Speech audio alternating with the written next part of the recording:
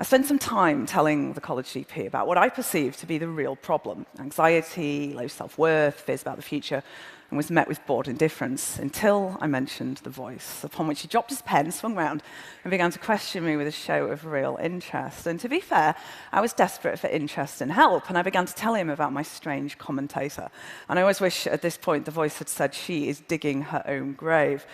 I was referred to a psychiatrist who likewise took a grim view of the voice's presence, subsequently interpreting everything I said through a lens of latent insanity.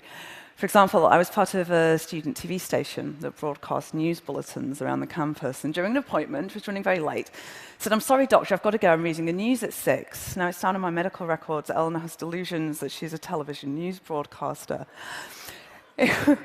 It was at this point that events began to rapidly overtake me. A hospital admission followed, the first of many. A diagnosis of schizophrenia came next. And then, worst of all, a toxic, tormenting sense of hopelessness, humiliation, and despair about myself and my prospects. And I've been told by my psychiatrist, "Eleanor, you'd be better off with cancer, because cancer is easier to cure than schizophrenia." I've been diagnosed, drugged, and discarded.